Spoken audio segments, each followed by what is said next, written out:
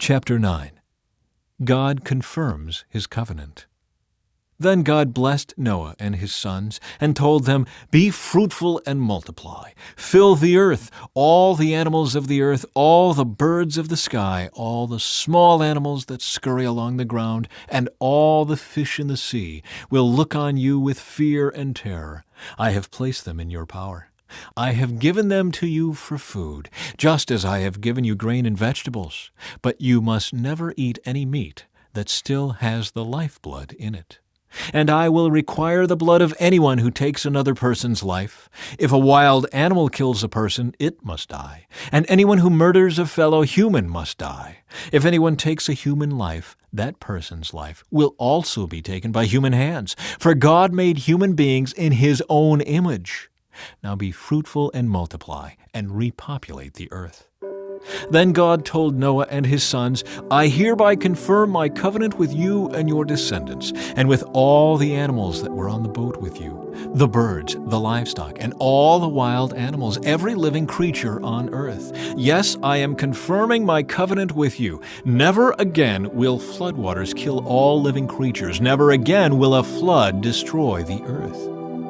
Then God said, "I am giving you a sign of my covenant with you and with all living creatures for all generations to come. I have placed my rainbow in the clouds. It is the sign of my covenant with you and with all the earth.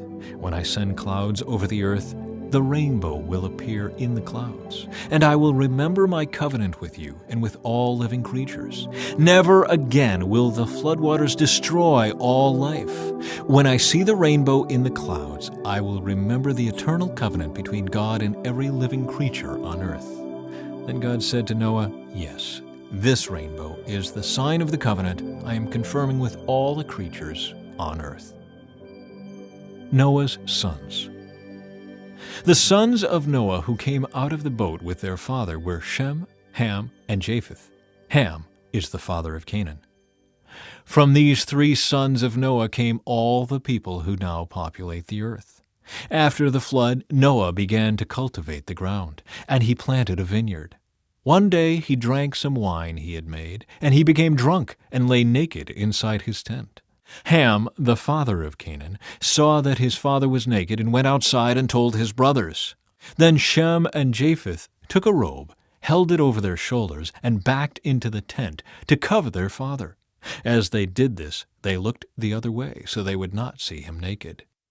When Noah woke up from his stupor, he learned what Ham, his youngest son, had done. Then he cursed Canaan, the son of Ham. "May Canaan be cursed, may he be the lowest of servants to his relatives." Then Noah said, "May the Lord, the God of Shem, be blessed, and may Canaan be his servant. May God expand the territory of Japheth. May Japheth share the prosperity of Shem, and may Canaan be his servant." Noah lived another 350 years after the great flood. He lived 950 years, and then he died.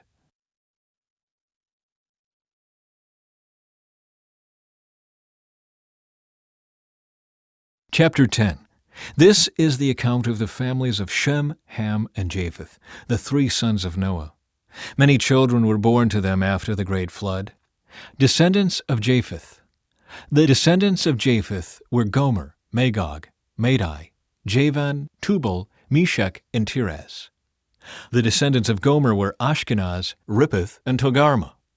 The descendants of Javan were Elisha, Tarshish, Kittim, and Rodanim.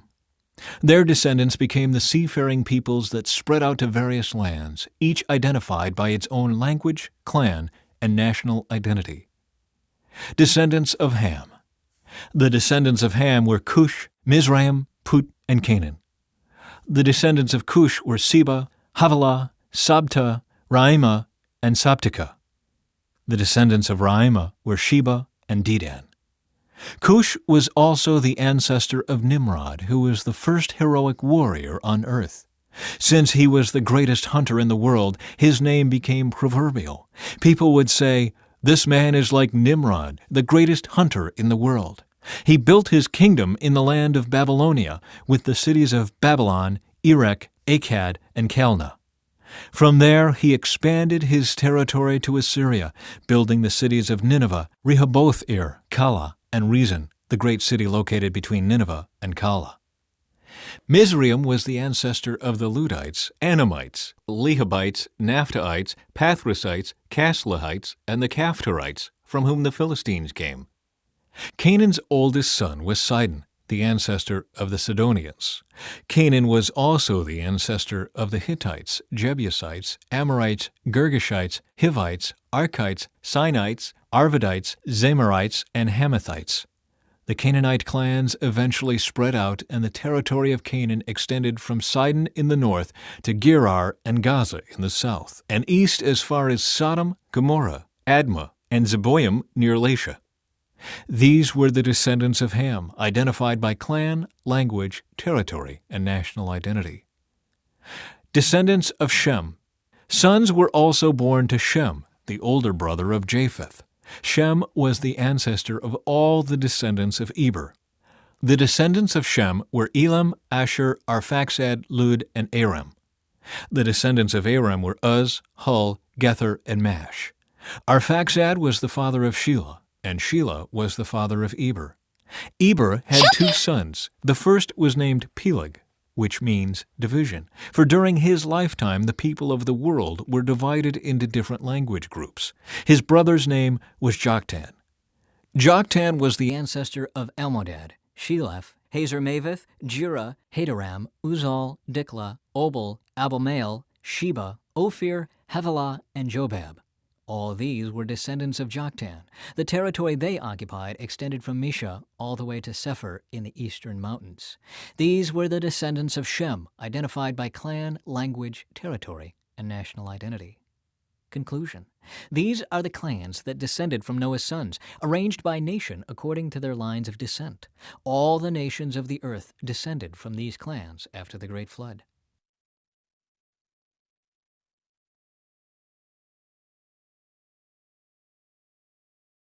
Chapter 11. The Tower of Babel. At one time, all the people of the world spoke the same language and used the same words. As the people migrated to the east, they found a plain in the land of Babylonia and settled there. They began saying to each other, "Let's make bricks and harden them with fire."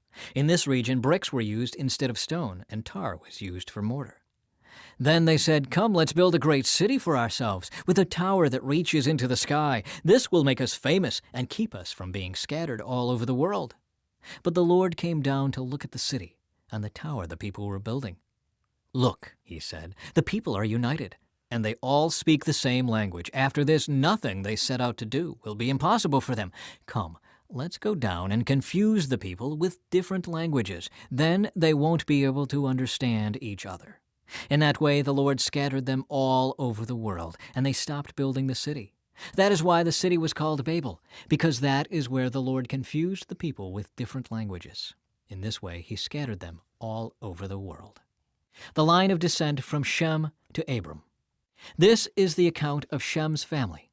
2 years after the great flood, when Shem was 100 years old, he became the father of Arphaxad. After the birth of Arphaxad, Shem lived another 500 years and had other sons and daughters. When Arphaxad was 35 years old, he became the father of Shelah. After the birth of Shelah, Arphaxad lived another 403 years and had other sons and daughters. When Shelah was 30 years old, he became the father of Eber. After the birth of Eber, Shelah lived another 403 years and had other sons and daughters. When Eber was 34 years old, he became the father of Peleg. After the birth of Peleg, Eber lived another 430 years and had other sons and daughters. When Peleg was 30 years old, he became the father of Reu. After the birth of Reu, Peleg lived another 209 years and had other sons and daughters. When Reu was 32 years old, he became the father of Serug. After the birth of Serug, Reu lived another 207 years and had other sons and daughters. When Serug was 30 years old, he became the father of Nahor. After the birth of Nahor, Serug lived another 200 years and had other sons and daughters. When Nahor was 29 years old, he became the father of Terah.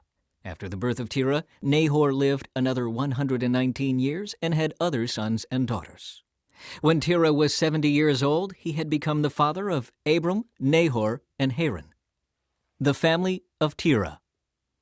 This is the account of Terah's family. Terah was the father of Abram, Nahor, and Haran. And Haran was the father of Lot. But Haran died in Ur of the Chaldeans, the land of his birth, while his father Terah was still living. Meanwhile, Abram and Nahor both married. The name of Abram's wife was Sarai, and the name of Nahor's wife was Milcah. Milcah and her sister Iscah were daughters of Nahor's brother Haran. But Sarai was unable to become pregnant and had no children. One day Terah took his son Abram, his daughter-in-law Sarai, his son Abram's wife, and his grandson Lot, his son Haran's child, and moved away from Ur of the Chaldeans. He was headed for the land of Canaan, but they stopped at Haran and settled there. Terah lived for 205 years and died while still in Haran.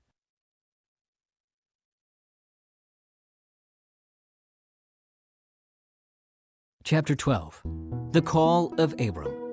The Lord had said to Abram, "Leave your native country, your relatives and your father's family, and go to the land that I will show you.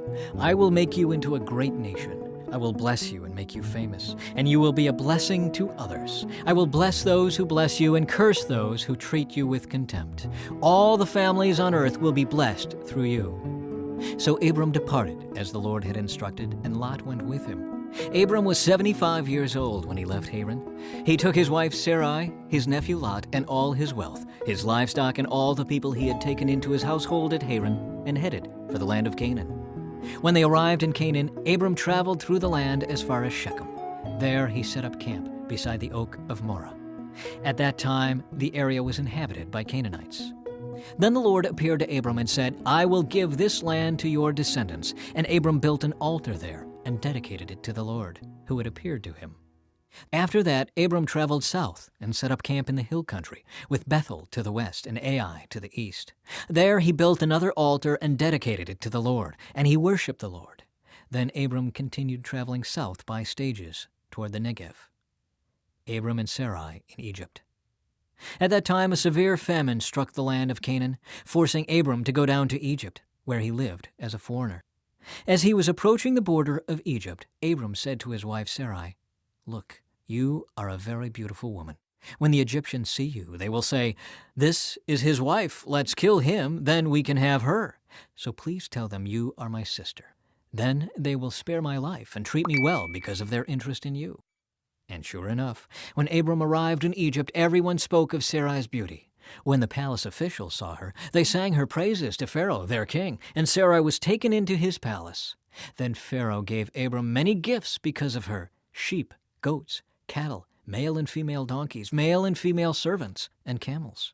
But the Lord sent terrible plagues upon Pharaoh and his household because of Sarai, Abram's wife.